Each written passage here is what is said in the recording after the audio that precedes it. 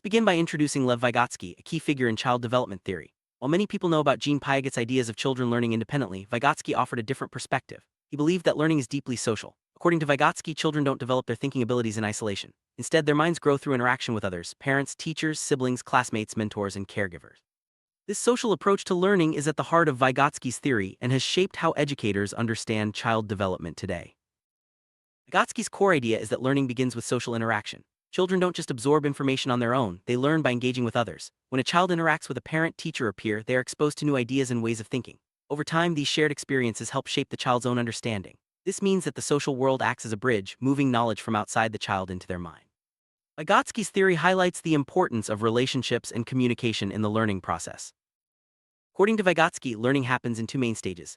First, knowledge is shared between people through interaction. This could be a conversation, a demonstration, or shared activity. Later, that knowledge becomes internalized, meaning it moves inside the child's mind and becomes part of their own thinking. For example, a child might first learn how to solve a puzzle by watching and talking with someone else. Eventually, they can solve similar puzzles on their own, using the strategies they learned socially. Imagine a small child learning to tie their shoelaces. At first, the child can't do it alone. A parent sits beside them, demonstrating each step, making a loop, wrapping the lace, pulling it tight. The child listens and watches, learning through social interaction. After practicing together many times, the child starts to whisper the steps to themselves. Eventually, they can tie their shoes automatically without help. This process shows how learning moves from social guidance to independent skill, just as Vygotsky described. Shoelace example perfectly illustrates Vygotsky's idea. Learning first happens between people, then becomes part of the child's internal thinking. At first, the child relies on the parent's instructions. Over time, those instructions become internalized, and the child can perform the task independently. This transition from social support to self-reliance is a key feature of Vygotsky's theory and is seen in many areas of learning, from language to problem-solving.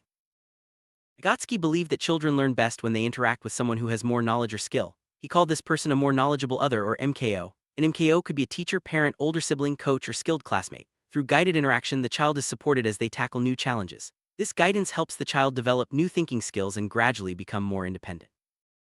More knowledgeable other, or MKO, is central to Vygotsky's theory. This person provides the support and guidance a child needs to learn something new. For example, a Year 3 student may not know how to solve a multiplication problem. With the teacher's help, the student learns the steps and gradually understands the method. The MKO helps bridge the gap between what the child can do alone and what they can achieve with assistance. One of Vygotsky's most famous ideas is the zone of proximal development, or ZPD. The ZPD describes the gap between what a child can do independently and what they can do with guidance. This zone is where the most effective learning happens. When a child is supported just enough to succeed, their brain is actively engaged and real growth occurs. The ZPD helps teachers and parents know when to step in and when to step back. Understand the ZPD. Imagine learning is happening in three zones. The first zone is too easy tasks the child has already mastered. The second zone is the ZPD itself, where tasks are just beyond the child's current ability but possible with help. The third zone is too difficult tasks far beyond the child's reach even with support. Effective learning happens in the middle zone, where the challenge is manageable and support is available. First learning zone is where tasks are too easy for the child. These are activities the child can do without any help, like a Year 5 student writing the alphabet. Because the task is far below their ability, the child may feel bored, unmotivated, and disengaged. Very little learning happens in this zone because the brain isn't challenged. It's important for teachers to recognize when students are not being stretched enough. Second learning zone is the zone of proximal development. Here, the task is slightly beyond the child's current ability, but they can succeed with guidance. For example, a Year 2 student learning to read a short paragraph may struggle with some words. With teacher support, the child can decode the words and understand the meaning.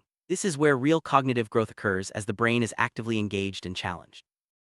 Third learning zone contains tasks that are far beyond the child's current ability. Even with help, the child cannot complete the task successfully. For example, asking a Year 1 student to solve algebra equations is overwhelming. The result is usually confusion, frustration, and a loss of confidence. Learning does not occur in this zone because the challenge is too great. It's important to avoid placing children in this zone.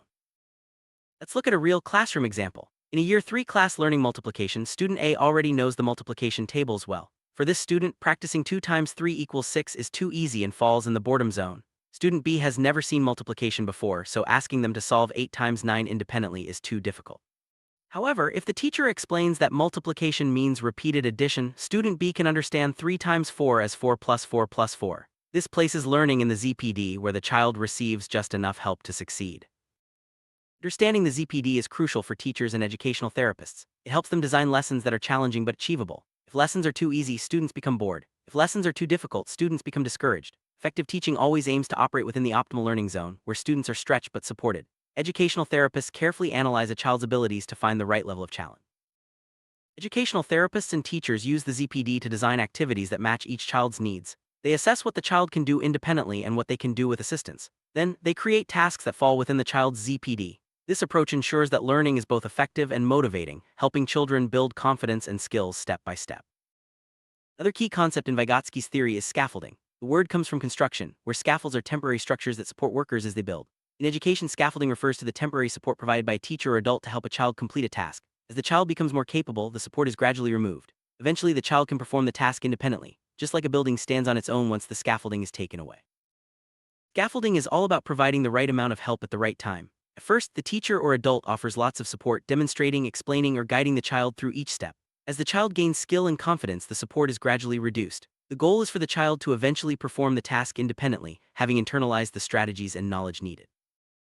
Let's look at a real classroom example of scaffolding. Imagine a child struggling to write a complete sentence. The teacher provides a sentence frame such as "I like because." The child fills in the blanks, making the task easier. Over time, the teacher removes the sentence frame and the child learns to write sentences independently. This gradual removal of support is a classic example of scaffolding in action.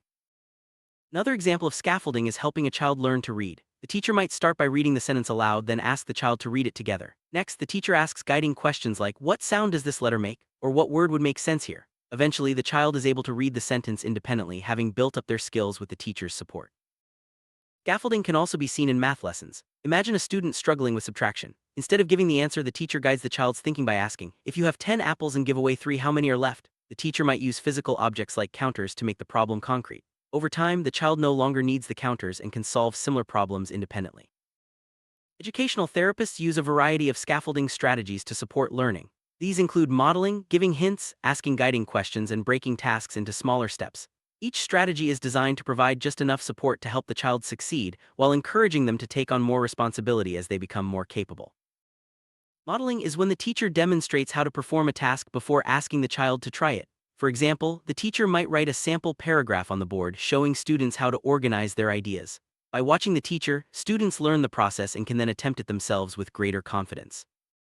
Another scaffolding strategy is giving hints. Instead of providing the full answer, the teacher offers small clues to guide the child's thinking. For example, if a child is stuck on a word, the teacher might ask, "What sound does this word start with?" These hints encourage the child to think for themselves and build problem-solving skills.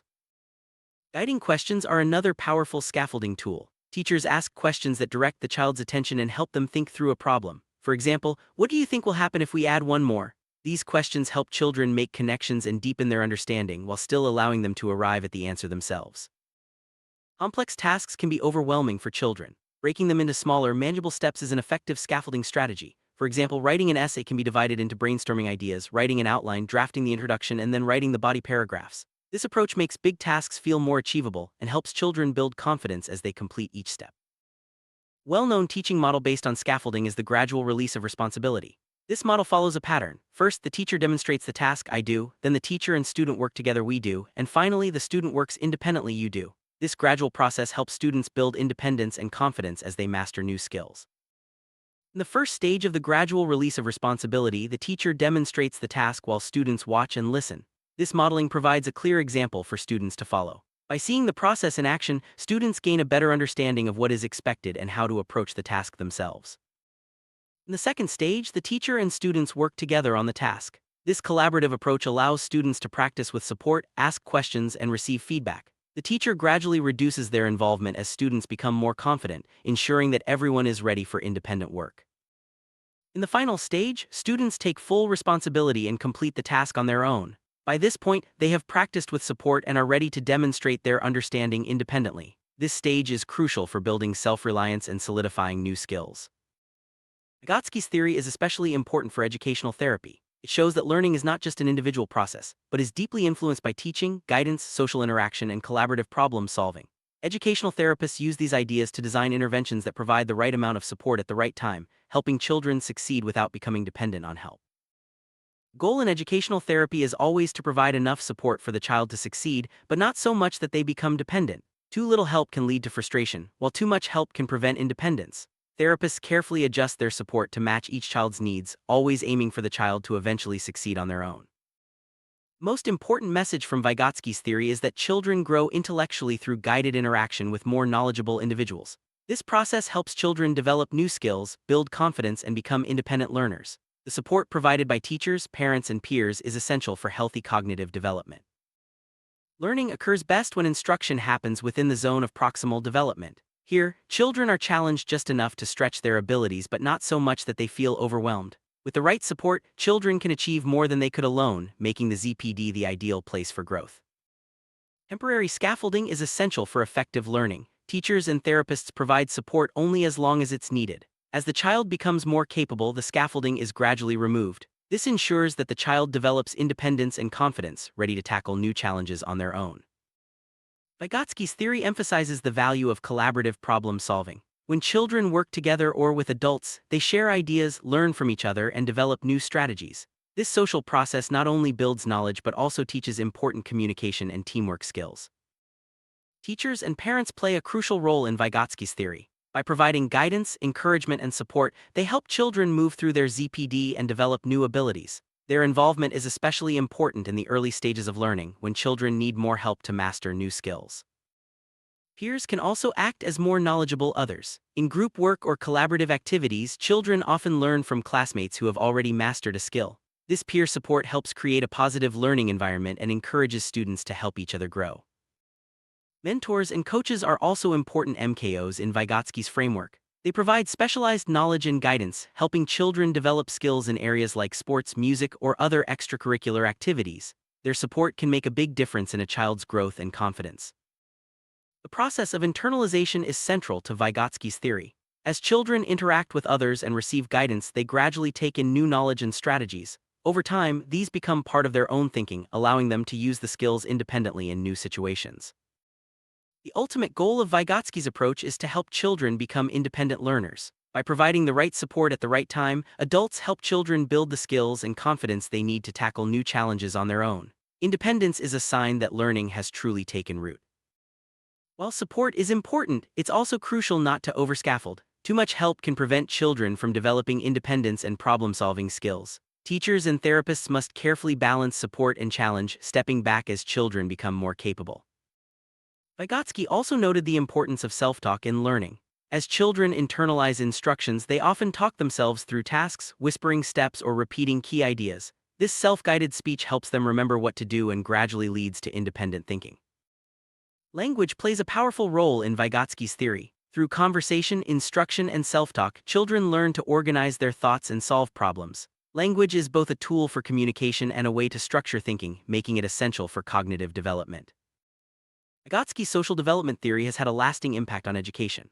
By emphasizing the importance of social interaction, guided support, and the zone of proximal development, his ideas continue to shape how teachers and therapists help children learn. The focus on scaffolding and gradual independence ensures that every child has the opportunity to grow and succeed.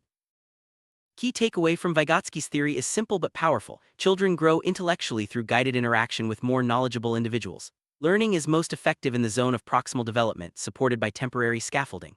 Over time, this support is removed, and the child becomes an independent learner, ready to face new challenges with confidence.